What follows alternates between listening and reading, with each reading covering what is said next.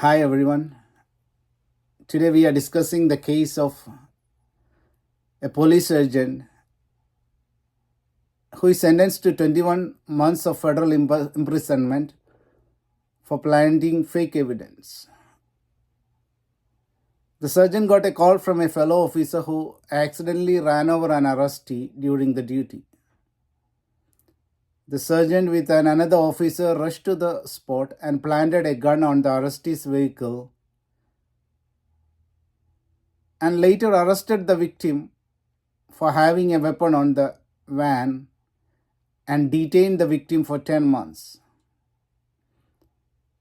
Now the sergeant pleaded guilty for planting evidence and for asking a fellow officer to lie to federal officers. This case emphasized the importance of the study of ethics for the criminal justice professionals because this profession is involved in coercion and it has a lot of opportunities to abuse their power. Criminal justice professionals are public servants and they require the study of ethics because in their day-to-day duties, they face several dilemmatic situations such as this sergeant faced. What to do in a situation like this when a fellow officer is in trouble? A moral decision was supposed to be made. Moral is referred to as what is judged as a good conduct. Based on the ethics of virtue, a person of moral possesses some special virtues that are portrayed as a role model to their subordinates, such as trustworthiness, respect, responsibility, fairness, caring, and citizenship. Natural law suggests that the morality of being good is quite natural in all human beings.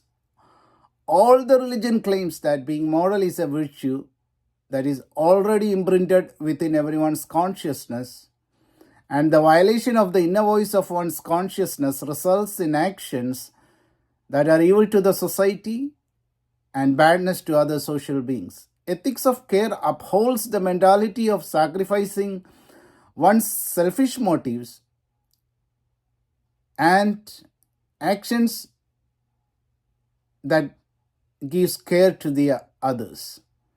When criminal justice professionals are taught about ethics, they would be capable to make moral decisions in this type of dilemmatic situation. Now, I choose this case today because I strongly believe that planting evidence is a violation of the professional code of ethics and an immoral act that transgresses the ethical standard of criminal justice system. Corrective justice play a role in this type of case where occurrence of unfair advantage and unjust enrichment through criminal actions prevails. The sergeant's decision to make an unethical and immoral decision was because of the external influence and internal influence that prevails in the work group and organizational police subculture that believes in supporting the displacement and diffusion of responsibility, which disregards the consequence of misconduct and corruption in the law enforcement practices. I agree that Sergeant was a strong supporter of police subculture which embraces loyalty to his peers for a noble cause corruption. And in the code of silence, the blue curtain of secrecy that protects the department from all allegations and scrutinies.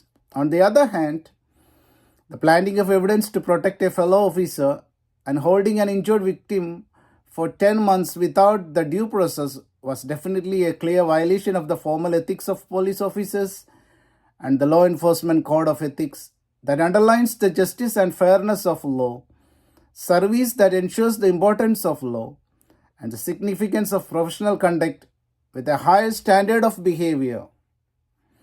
When the sergeant was called by a fellow officer who was in a panic situation, the sergeant was in a state of mind, a decision-making moment between the importance of protecting the fellow officer and the influence of police subculture that supports the tendency of violating the code of ethics for a noble cause.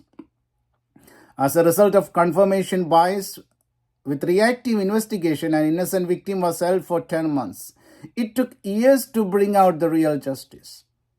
The serious type of corruption in the law enforcement practice are the economic corruptions in which officers misuse their position to obtain improper financial gain, and the abuse of authority in which officers misuse their personal power and authority and misuse the power and authority of their office, their department. The type of corruption that was seen in this case was definitely an example of the abuse of authority, where a surgeon misused the personal and authority of the office and his own personal power and authority to plant fake evidence and made a false report on another officer's name and asked a fellow officer to lie about the incident. The ways to reduce this type of abuse of authority and misconduct is the elimination of the unethical subculture, changing the problematic police culture that produces the rotten apples, transformation of criminal justice professionals with serious study and training in ethics. It was just an accident case occurred during the duty. If the truth had been told, it would have prevented a simple mistake, resulted in the damaging of the reputation, dignity, and honor of several officers and the dignity of the department. Thank you.